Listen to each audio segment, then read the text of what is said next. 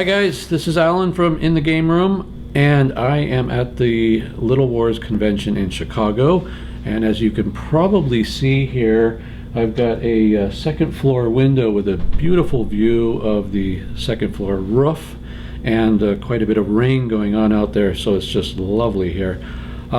This is lucky episode number 13 of In the Game Room, and this is going to be a special interview episode. I've got three interviews and a little bit of a special guest in the middle.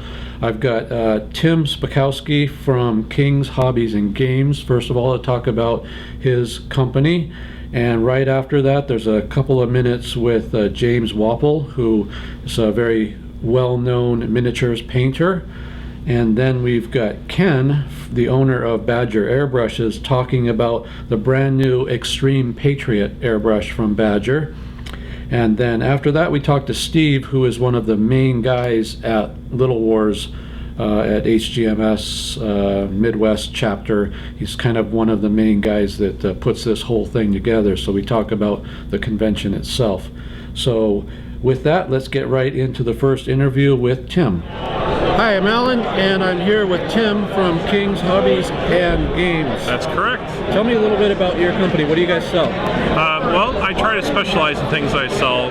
One of them is broken toe brushes. Okay. I get those from England. They're great brushes. For people who are not wanting to spend the money on Winsor & Newton brushes, broken toe is a very good step.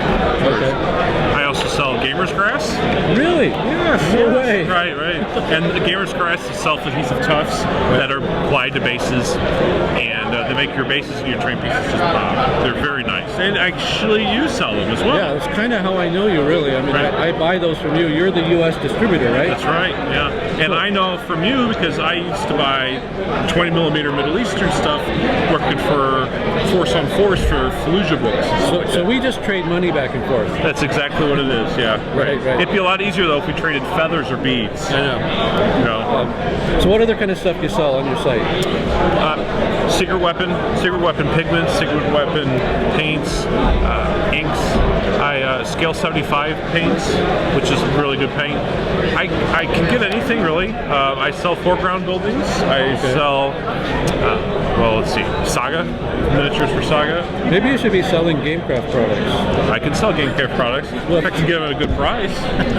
We could work something out. That's right. So what is the website address for your company? www.kingshobbiesandgames.com. Kingshobbiesandgames.com. So everybody go check that out for sure. See what he's got and support him. Is this your first time at this convention? At Little Wars, this is my very first time. Yeah, it's a very nice convention. You like it? I do. It's a lot of fun. There's a lot of miniatures gaming going on here, so It's a lot of fun. A lot of good people too. So I'm going to have a booth here probably next year, so maybe we can work out something together. Yeah, because you talked about needing personal protection, so I can do some PSD work for you. Yeah, I'm going to need an entourage. I'm becoming a celebrity in this industry. Sign me up. I'll have to get a Gamecraft Miniatures shirt and hat. Right on. Yeah. Cool. Okay, so anything you want to add? You know, another thing that I sell is instructional videos by James Wapple. Okay. James Wapple is an artist and a phenomenal painter, and I sell all of his videos that he's made. I highly recommend them. They've helped me tremendously. They've helped me with my skills get to the next level that I didn't think I could achieve. Are these files that you download, or are they on disk? So these files can be put on USB if people want me to send them USB, and or they purchase them and I can put them on a Google Drive, and I'll just share out the videos to them. Oh, cool. So you don't even have to ship anything. Just don't even have to ship anything. It just happens. Yeah. Yep. Cool. Alrighty. Well, great. I'm glad to be able to finally get together with you in person. Yeah, this is the first time we've met in person. We've known each other for a while online. Yeah, since about 2008. Yeah. Amazing. Yeah, right. Cool. All right, thank you very much. Thank you. We're here at Little Wars at the Badger Airbrush booth, and this is James doing a little painting right here. World famous James. Either there, guys. Famous. In the gaming world, anyways. Either that or just world infamous. Yeah.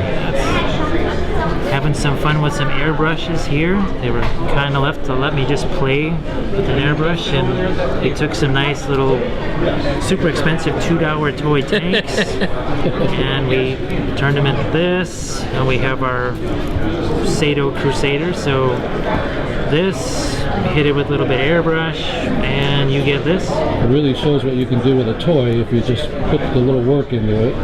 A little bit of work into it, and when you have handy things like this orange primer, which is fantastic rust material right here. I have some of the regular paints that I can mix in with the primers, and I'm able to make some really nice some streaks off the side of the vehicles. So it's been fun. We've been doing this about maybe 3.5 hours or so. And you're airbrushing and brush painting. Airbrush and brush, because I've always used these things most of the time using with a brush. This is actually the first chance I've had to use them the way they were intended to be used, through an airbrush. Right on. They look great. Thank you very much. Thanks. A fine artist whose canvas is a model tank. We're here with Ken. What do you got for us today? All right, well, this is the Extreme Patriot, just released last week at Monster Palooza, and we've been playing with it during the course of Little Wars here.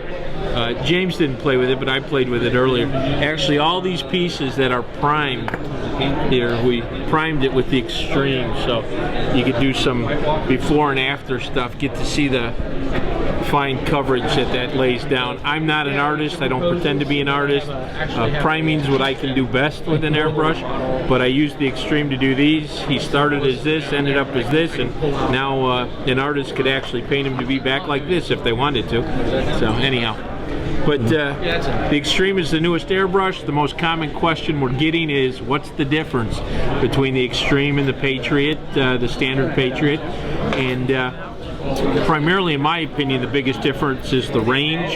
And as someone who's a non-artist, I love the detail control I have with this airbrush, and I attribute that mostly to this longer trigger that we have in this gun. I take the needle out here and take the trigger out. That's about a 1/4 inch taller than the standard trigger in the airbrush, and I think that height gives a higher level of control and leverage with the trigger. It makes the response of the needle movement quicker with the higher trigger. Well, I need to get glasses so I can actually put this needle back in place. I got one of those triggers from you earlier. I'm looking forward to putting it in my Chrome and trying it out. Yeah, but I mean, you can see the movement on that, and if you watch the ball on the back of the airbrush, the movement on that needle's just immediate.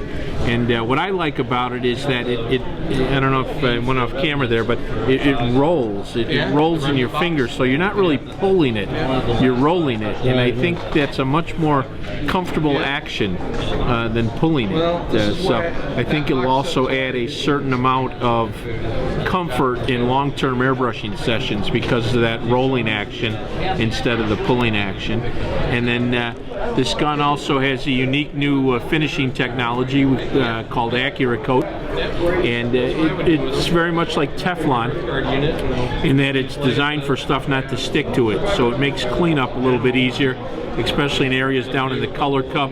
If you were to pick this up and feel it, you can actually feel the slickness of the surface. So, and that it's got a finer nozzle than the standard Patriot. It's got a 0.3 in it, and you can see it's very exposed, so you do have to take a higher level of care with that needle tip. The pack dial, which as I turn this in, it's going to cut off the airflow and cause the airbrush to spatter, which is an oftentimes desired effect by airbrush artists, and so we find that that'll be useful. We did put our finger thumb rest on the Patriot Extreme as well, which gives it I think a little more comfortable feel. And these are things that you could add to the standard Patriot if you wanted to do that. You could put the higher roller trigger into the standard Patriot or any other Badger airbrush, but they come as standard items on the Extreme, and those are the things that make this airbrush different than its predecessor, the standard Patriot, and the other airbrushes that we have. So that's just a quick rundown on it. I'm having a lot of fun playing with it, the opportunities I've had to do that, and I honestly, as a non-artist, I've never felt as capable with an airbrush as I do with this particular airbrush, so I'm glad about it because I don't look as uncapable when I'm demonstrating on model railroad cars or painting little pieces on it. I actually look like I know what I'm doing beyond which end the paint comes out of the airbrush. So that's the new Extreme, and we hope you'll pick one up and check it out. We think you'll enjoy using it, and if you don't, we hope you'll let us know, and we'll find ways to hopefully make it more enjoyable for you. And that's available now? So it is available now. It started shipping last week. There's numerous dealers that have it. We're about to do a mass email to our consumer database to let them know, and if you do want to get an email on that, send an add me to the list email to Badger Airbrush Co. at AOL.com, and we'll send you information on where you can get the new Extreme Patriot airbrush. Perfect. And what is the retail price on it? The retail is $165 on it, and which falls in line somewhere between the Chrome and the standard Patriot. And in all honesty, I think through the internet and stuff, and at retail hobby shops that'll carry it, you'll probably see it 30% less than that. Usually, I think that seems to be the standard for pricing items based on manufacturer suggested retail price. So, cool. But $165, it's a value. If it's discounted, it's an even greater value. So, right on. Thanks a lot for describing it for us, and you have a great time. Pleasure. Thanks, Alan. Bye-bye. So hey, this is Alan. I am here at Little Wars Convention with, who are you? I'm Steve Reismus. And what's your job here?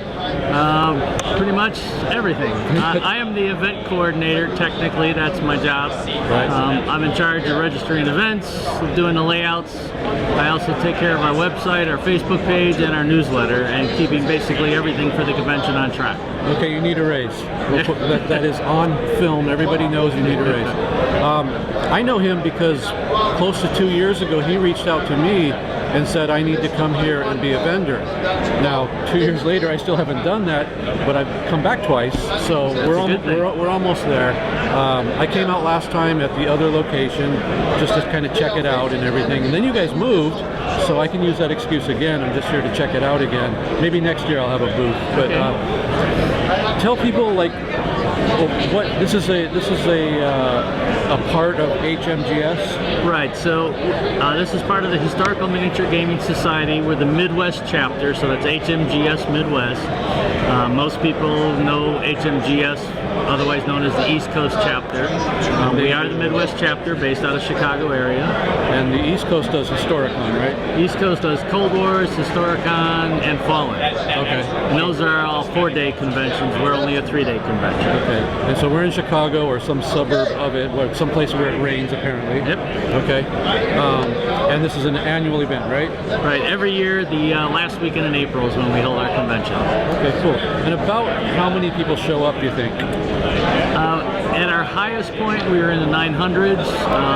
Since 2008, we've been in the 500s. We're thinking that we're a little higher this year. Okay. So we're hoping that the new site brought people, because we're right off the highway. It's a lot easier to get to. It's a beautiful location. It's in the west, and it's really nice. And I'll say something about the numbers here. There are bigger conventions, but this convention is just miniatures. Yep. You're not going to find anybody playing Magic the Gathering or D&D or LARPing or any of that other silly nonsense. It's all historical miniatures. So that's a fair number of people playing miniatures war games. So it's pretty impressive. And we don't exclude non-historicals. We definitely have them. It's just primarily people run historicals, but we got all quiet on the Western Front. We've had some science fiction games and fantasy games as well. Some Western stuff, some Wild Right, West Western. stuff, yeah. I consider Western historical. Okay. I think we are somewhere in the 30 range for non-historicals, and we're running close to 200 games this weekend. And the really good thing I saw this time is the last convention, I didn't see any Micro Armor games. And I'm a Micro Armor gamer, so that's really dear to my heart. This time, when I was running my game, there were 3 tables in a row running Micro Armor, and that just made me feel real good. So maybe we're coming back. So, okay. So anything else you want to add about the convention or anything, or tell people to get their ass over here? Yeah, I mean, you can check out our Facebook page. We have a website. Again, our website is hmgsmidwest.com. So it's HMGS, Historical Miniature Gaming Society, Midwest.com. Facebook page, just look us up as Historical Miniature Gaming Society Midwest on Facebook. We do a quarterly newsletter. Our membership is only $10 to get it, and it's an electronic electronic membership. I think to buy a membership and get admission to this is cheaper than just paying at the door. Yes. Yeah, so it's a good deal. Everybody should come. I dragged my ass here all the way from California, so you can do it too. And I think you should next year. Okay. Anything else? That's it. That's it. We're good. Thanks a lot for watching, and we'll see you here next year. Great.